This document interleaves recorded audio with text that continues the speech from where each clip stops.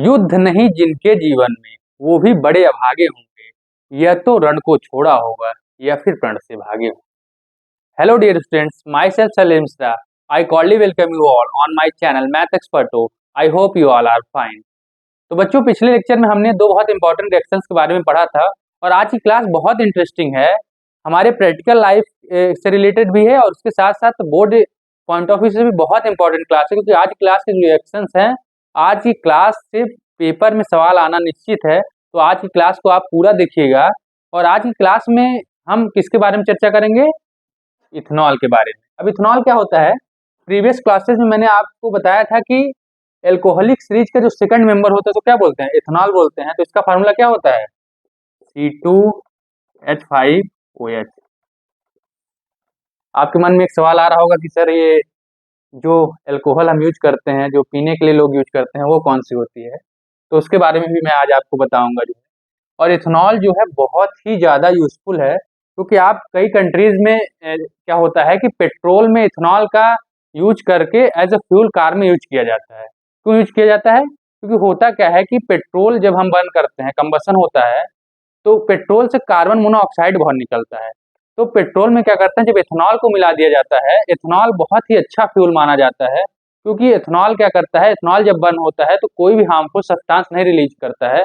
Ethanol की burning में carbon dioxide, water, heat और लाइट यूज होती है। तो अगर आप ब्राजील में कभी ब्राजील के बारे में पढ़िए, तो ब्राजील में क्या होता है,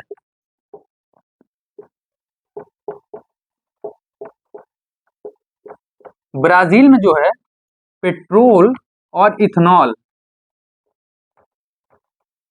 ब्राजील में पेट्रोल और इथेनॉल का जो मिक्सचर होता है उसको एज अ फ्यूल कार में यूज किया जाता है।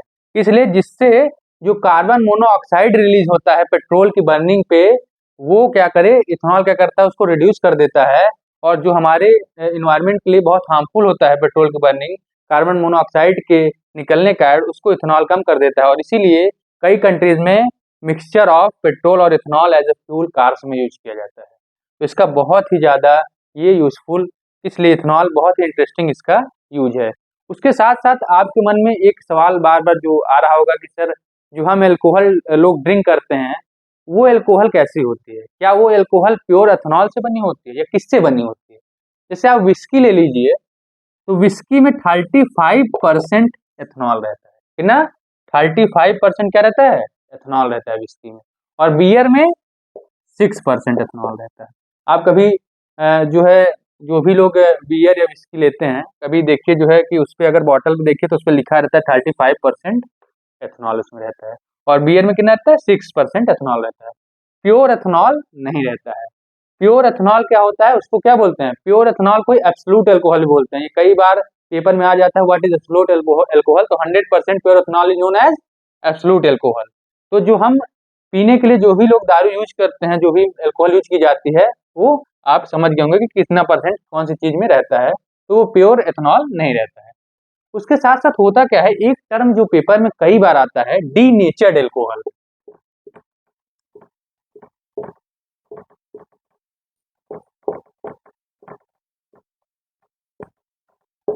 ये कई बार पेपर में आता है कि डिफाइन डीनेचर्ड एल्कोहल।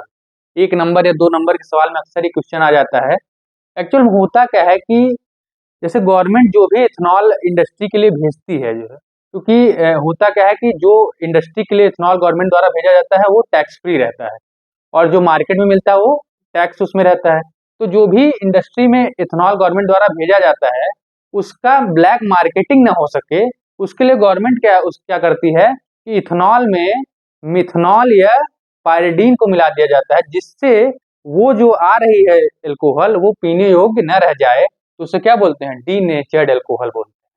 क्योंकि वो एल्कोहल जो इंडस्ट्री में आती है वो टैक्स फ्री रहती है, तो सस्ती भी रहती है। इसके लिए उसकी ब्लैक मार्केटिंग को रोकने के लिए गवर्नमेंट क्या करती है कि इथेनॉल में मिथनॉल या पायरिडीन जैसे सब्सटेंस मिला देती है, जो कि पॉइजनस होते हैं, जिससे वो पीने योग्य न रह जाए। अगर आप उसको जो है पियेंगे तो वो क्या करेगा, आपके जो है जान भी जा सकती है। इसीलिए गवर्नमेंट क्या करती है, उसमें जो है मिथनॉल या पायरिडीन की मात्रा मिला देती है। कभी कभी आप देखे होंगे कि जहरीली शराब से लोग मर जाते हैं। आप देखो कई जगह न्यूज आती है, तो उसमें क्या होता है कि इंडस्ट्री की शराब जो होती है उसकी ब्लैक मार्केटिंग हो जाती है, और उसमें होता क्या है कि वो शराब कैसी रहती है, पॉइजनस रहती है। किस कारण? क्योंकि उसको डीनेचर्ड कर दिया जाता है, उसमें मिथेनॉल या पायरीडीन को मिला दिया जाता है। तो ये कितनी इंटरेस्टिंग चीजें आज हमने इथेनॉल के बारे में समझी। इथेनॉल के बहुत सारे यूज हैं, पेंट बनाने के लिए भी यूज किया जाता है, मेडिसिन बनाने के लिए भी यूज किया जाता है, इसके इंडस्ट्रियल यूज भी बहुत ज्यादा है। ठीक, सिर्फ पीने के लिए ही ये नहीं यूज की जाती है, ये आज आप समझे होंगे। ठीक, तो ये बहुत इंटरेस्टिंग। अब इथेनॉल की 3 बहुत ही इंपॉर्टेंट रिएक्शन दी हुई है, और तीनों रिएक्शन में से एक रिएक्शन का पेपर में आना निश्चित है।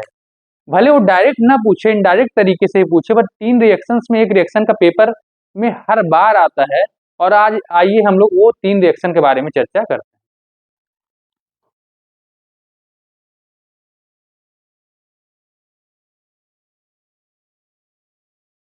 सबसे पहली रिएक्शन है डिहाइड्रेशन, और बहुत ही इंपॉर्टेंट रिएक्शन है, मोस्ट इंपॉर्टेंट रिएक्शन में से एक है ये। बहुत हर बार, हर 2 से 3 साल में एक बार पेपर में जरूर ये रिएक्शन आती है। और इथेनॉल, ये डिहाइड्रेशन जो रिएक्शन होती है वो कैसे होती है आइए देखते हैं। क्या किया जाता है, इथेनॉल को लिया जाता है। इथेनॉल फार्मूला क्या होता है, CH3CH2OH। और इथेनॉल को क्या किया जाता है, इथेनॉल में कंसंट्रेटेड H2SO4 मिला दिया जाता है, और कितने, 443 केल्विन पे, और इसको हीट कर दिया जाता है। जब इसमें से हीट करते हैं तो आप जान लीजिए आपके सिलेबस में 2 रिएक्शन ऐसी दी गई है जिसमें कंसंट्रेटेड H2SO4 का जो है यूज किया गया है। अब एग्जाम में जो है पिछली बार पेपर में आया था कि what is the role of concentrated H2SO4। Concentrated H2SO4 का क्या रोल होता है, तो it act as an dehydrating agent. ये किसी का तरह काम करता है, डिहाइड्रेटिंग एजेंट की तरह। अब डिहाइड्रेटिंग एजेंट क्या होता है, देखिए, डी मतलब होता है रिमूवल, और हाइड्रेशन मतलब वाटर, यानी removal of water molecule known as dehydration. तो क्या होता है, वाटर का रिमूवल ही डिहाइड्रेशन कहलाता है, और डिहाइड्रेटिंग एजेंट कौन होता है, कंसंट्रेटेड H2SO4 होता है। तो जब हम लोग इथेनॉल को जो है, इथेनॉल को हीट करते हैं कंसंट्रेटेड H2SO4 के प्रेजेंस में, तो हमें जो मिलता है सब्सटेंस,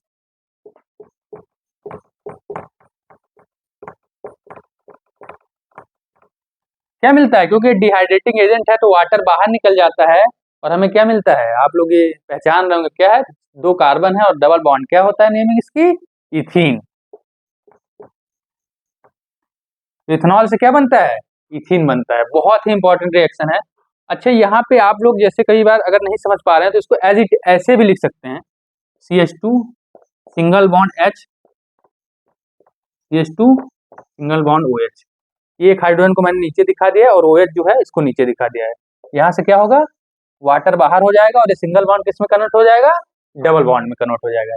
तो कितने इजी वे में हमने देखा कि कैसे इथेनॉल से इथीन का कन्वर्जन होता है।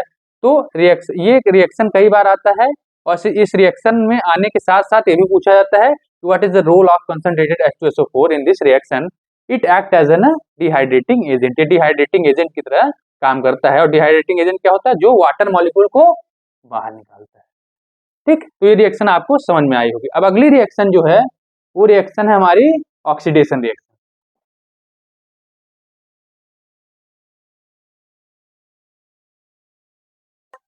ऑक्सीडेशन मतलब क्या होता है, तो हम जब यहाँ पे इथेनॉल का ऑक्सीडेशन कराएंगे तो क्या हमें मिलेगा, इस रिएक्शन में वही हमें दिखाया गया। और ऑक्सीडाइजिंग एजेंट कौन कौन होता है, याद रखिएगा आपके सिलेबस में 2 ऑक्सीडाइजिंग एजेंट दिए गए हैं। कौन कौन से, एल्कलाइन KMnO4 या एसिडिफाइड K2Cr2O7।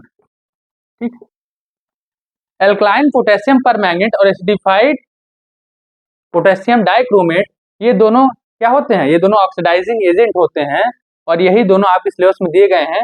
या तो आप इसका यूज कर सकते हैं या इसका यूज भी कर सकते हैं ऑक्सीडेशन कराने के लिए, तो इनको ऑक्सीडाइजिंग एजेंट बोला जाता है। इस रिएक्शन में इन दोनों में से किसी एक का यूज आप कर सकते हैं, एल्कलाइन KMnO4 का या H5K2Cr2O7 का।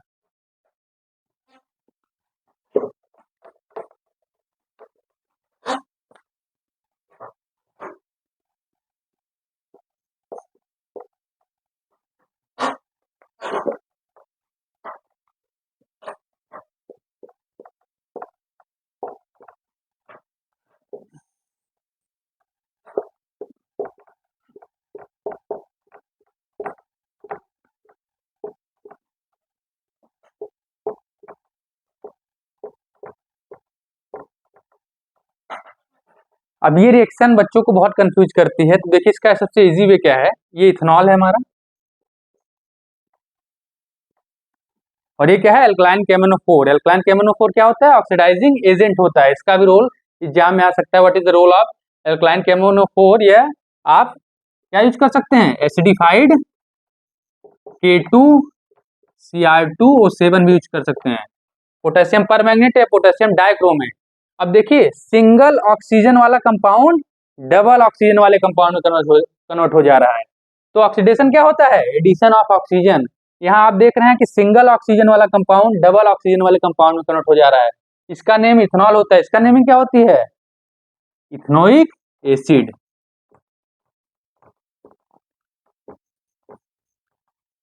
ठीक, आपके सिलेबस में दो ऑक्सीजन वाला मेजर कंपाउंड एक ही दिया हुआ है। कौन सा दिया हुआ है, कार्बोक्सिलिक एसिड। तो आप तुरंत एग्जाम में समझ सकते हैं कि अगर ऑक्सीडेशन रिएक्शन आती है तो कौन सा कंपाउंड फॉर्म होगा, इथेनोइक एसिड फॉर्म होगा। सिंगल ऑक्सीजन डबल ऑक्सीजन में कन्वर्ट हो गया तो ऑक्सीडेशन क्या होता है, ऑक्सीजन का एडिशन होता है।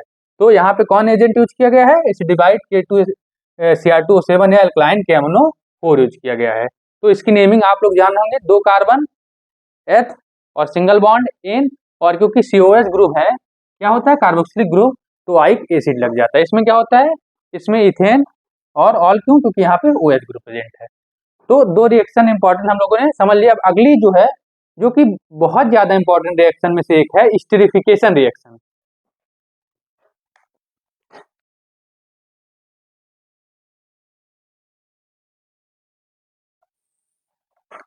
स्टीरिफिकेशन बहुत ही इंपॉर्टेंट रिएक्शन है, और इसका सवाल डायरेक्ट भी आता है एग्जाम में, इनडायरेक्ट भी आता है।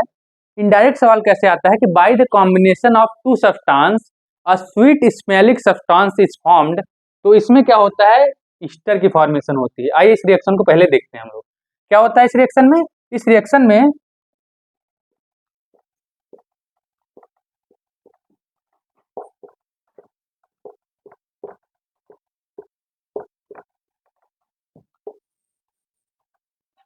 इथेनॉल, इथेनोइक एसिड और इथेनॉल के बीच में रिएक्शन कराई जाती है, और किसके प्रेजेंस में, कंसंट्रेटेड H2SO4 के प्रेजेंस में। एजेंट याद रखिएगा आप लोग। और इसमें क्या फॉर्म होता है, sweet smelling substance Easter form होता है। अभी रिएक्शन देखिए, कई बार बच्चे इसको कंफ्यूज हो जाते हैं, तो इसको आप ऐसे भी लिख सकते हैं,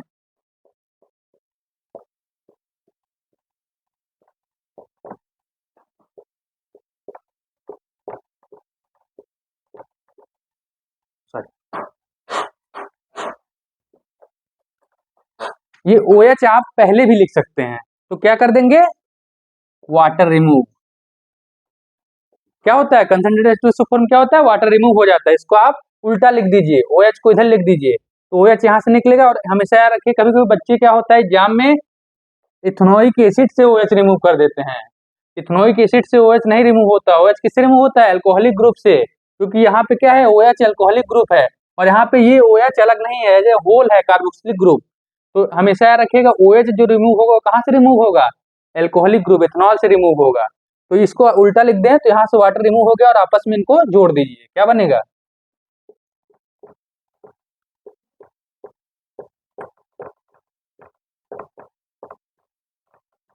CH3COC2H5 बन जाएगा यहाँ पे। ये देखिए यहाँ से कितनी आसानी, कितने आसान तरीके से हम लोग समझ गया। और इसको क्या बोलते हैं, ईस्टर बोलते हैं। और ईस्टर क्या होता है, एक स्वीट स्मेलिंग सब्सटेंस होता है। आ?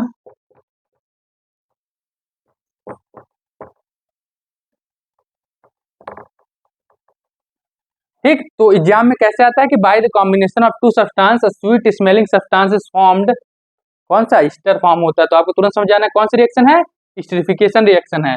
तो मैंने आपको बहुत इसको थोड़ा इजी बनाने के लिए इसको उल्टा लिख दिया, क्योंकि क्या होता है कि OH कहाँ से निकलता है, क्योंकि OH आपको दोनों में दिख रहा है, बट बच्चे कंफ्यूज हो जाते हैं, इसलिए मैंने आपको बता दिया कि OH कहाँ से रिमूव होगा, एल्कोहलिक ग्रुप से हमेशा रिमूव, एल्कोहल से रिमूव होगा।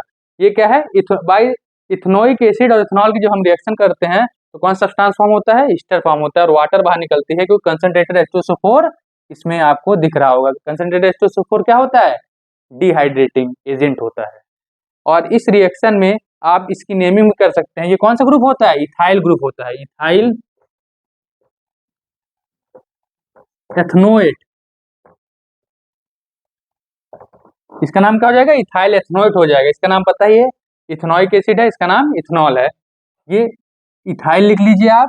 उसके साथ देखिए ये क्या है, अगर ये पेरेंट एल्केन होता तो इथेन होता, बट क्योंकि ये क्या है, ईस्टर ग्रुप है, तो इसलिए क्या हो जाएगा, इथेन के साथ OH जुड़ जाता है, OH, तो इथाइल एथनोएट हो जाता है यहाँ पे। तो ये आप आज समझ गए होंगे तीन इंपॉर्टेंट रिएक्शंस के बारे में, कैसे तीनों रिएक्शन हुई है, और इसको आप एग्जाम में ऐसे भी लिख सकते हैं, क्योंकि ये और ये दोनों सेम ही चीज होता है। इसको थोड़ा आसान करने के लिए मैंने आपको ऐसे दिखा दिया।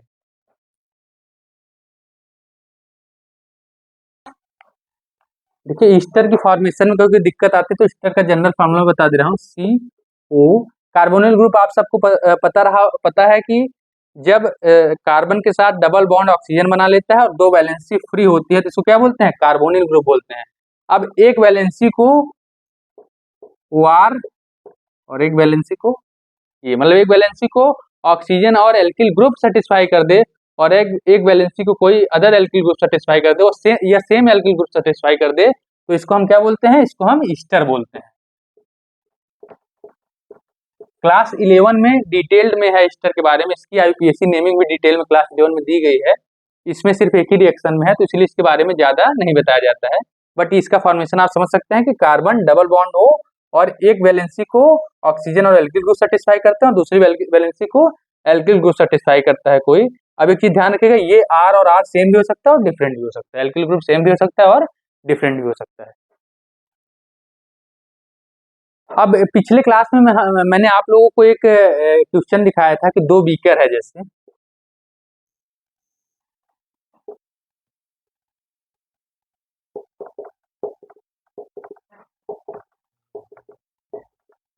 ठीक, ये दो बीकर है और इसमें किसमें इथेनॉल प्रेजेंट है और किसमें इथेनोइक एसिड प्रेजेंट है, आप कैसे बताएंगे?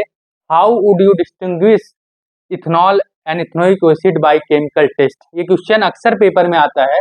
तो इसमें करना कैसे है, जैसे आपको कोई दो बीकर दे दिया और उसने दो सब्सटेंस मिलाए, दो सब्सटेंस उसमें डाले, और आप वहां नहीं थे, फिर वो आया बाहर और आपको उसने दिया बीकर की बताओ किसमें इथेनॉल है किसमें इथेनोइक एसिड है, तो आप कैसे पता करोगे? देखिए होता क्या है, सोडियम हाइड्रोजन कार्बोनेट,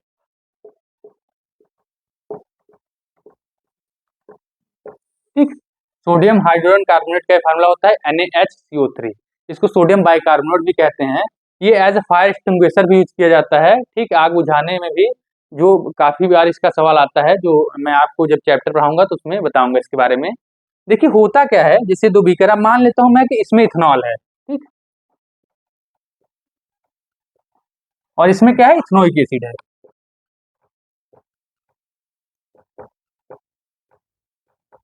ऐसा हम सपोज कर लेते हैं।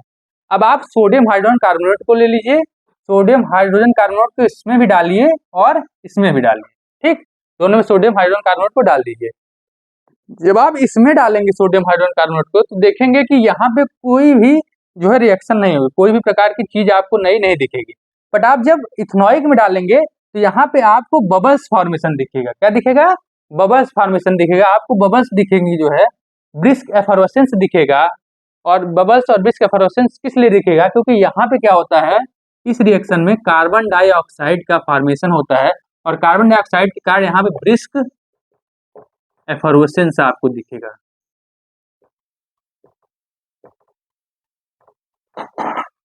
ठीक, यहाँ पे जब मिलाएंगे तो इसमें कोई रिएक्शन नहीं होगा, इसीलिए आपको यहाँ पे कोई भी नई चीज नहीं दिखेगी। बट इथेनोइक एसिड में क्या दिखेगा कि कार्बन डाइऑक्साइड के फॉर्मेशन के कारण यहाँ पे ब्रिस्क एफरोसेंस है, बबल्स का फॉर्मेशन दिखेगा।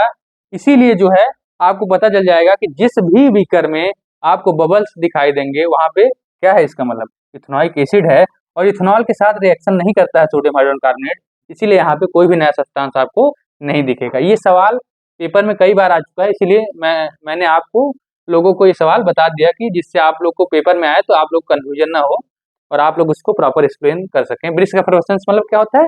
फॉर्मेशन ऑफ बबल्स होता है।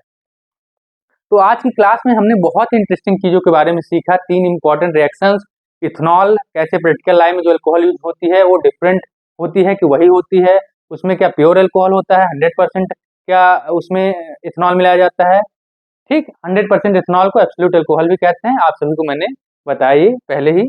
अब इसमें एक चीज और आता है कि क्यों हम लोग जो है एक पेपर में सवाल कई बार आता है, मैंने पिछले लेक्चर में आप लोगों को पढ़ाया था, और क्यों इथाइन में जो है, इथाइन में के साथ क्यों हम लोग प्योर ऑक्सीजन यूज करते हैं बिल्डिंग के लिए मेटल्स के, क्यों हम लोग एयर नहीं यूज करते इथाइन के साथ।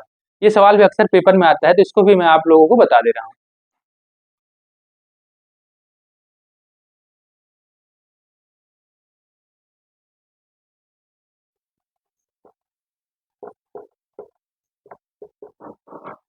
ये सवाल भी पेपर में मैंने देखा कि कई बार रिपीट हो चुका है, इसलिए इस सवाल को मैंने सोचा आज आप लोग को बता दें कि इथाइन के साथ क्यों प्योर ऑक्सीजन का यूज किया जाता है, क्यों इथाइन के साथ एयर का यूज नहीं किया जाता है। आपको पता है कि इथाइन और ऑक्सीजन का मिक्सचर किसके लिए यूज किया जाता है? वेल्डिंग मेटल्स के लिए, मेटल्स की वेल्डिंग के लिए यूज किया जाता है। एक्चुअल में होता क्या है कि इथाइन क्या है, एक अनसेचुरेटेड कंपाउंड है। इथाइन का आप देखेंगे structure, C triple bond C और एक हाइड्रोजन, ठीक। अनसेचुरेटेड कंपाउंड्स में क्या होता है, ये एल्काइन है और इथाइन क्या है, एक प्रकार का अनसेचुरेटेड कंपाउंड है। उसमें कार्बन की मात्रा बहुत ज्यादा होती है और एयर में आपको पता है कि 21% ही ऑक्सीजन होते हैं। तो होता क्या है कि जब आप इथाइन को एयर की प्रेजेंस में बर्न करोगे तो इससे जो निकलेगी हीट, वो हीट लेस अमाउंट में निकलेगी।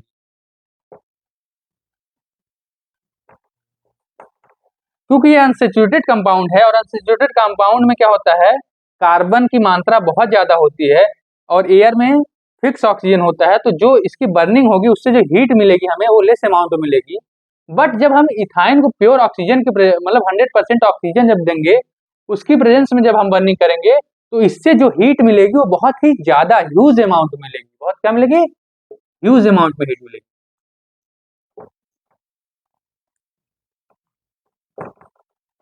ठीक, इथाइन से जब हम प्योर ऑक्सीजन, इथाइन को जब प्योर ऑक्सीजन की प्रेजेंस में हम बर्न करेंगे तो ह्यूज अमाउंट बहुत ज्यादा हीट मिलेगी, इसी कारण मेटल्स की वेल्डिंग इससे हो जाती है। बट इथाइन को जब हम एयर में बर्न करते हैं, हीट का जो अमाउंट होता है वो लेस होता है और मेटल्स की वेल्डिंग के लिए उतनी हीट पर्याप्त नहीं है, इसीलिए मिक्सचर ऑफ इथाइन और प्योर ऑक्सीजन यूज किया जाता है वेल्डिंग मेटल्स के लिए। ये बहुत ही इंपॉर्टेंट रिएक्शन थी, मैंने आप लोग को इसलिए एक्सप्लेन कर दिया। तो आज की क्लास में हमने बहुत ही इंटरेस्टिंग चीज़ों के बारे में पढ़ा और नेक्स्ट क्लास में हम लोग थोड़ा सा इस चैप्टर का जो लास्ट टॉपिक है सोप और डिटर्जेंट, उससे भी सवाल आते हैं कि कैसे सोप और डिटर्जेंट के बीच में आपको डिफरेंस बताना रहता है और कैसे कौन सा पार्ट जो है वाटर जो है, कौन सा पार्ट वाटर सॉल्युबल होता है, कौन सा पार्ट वाटर हाइड्रोफोबिक होता है, कौन सा पार्ट वाटर को जो है अट्रैक्ट करता है और कौन सा पार्ट वाटर को रिपेल करता है, वो भी हम लोग अगले लेक्चर में समझेंगे। और सॉप और डिटर्जेंट जो कि लास्ट टॉपिक है इस चैप्टर का, उसके बारे में हम लोग अगले क्लास में डिटेल्ड में पढ़ेंगे। आप सभी का बहुत बहुत धन्यवाद।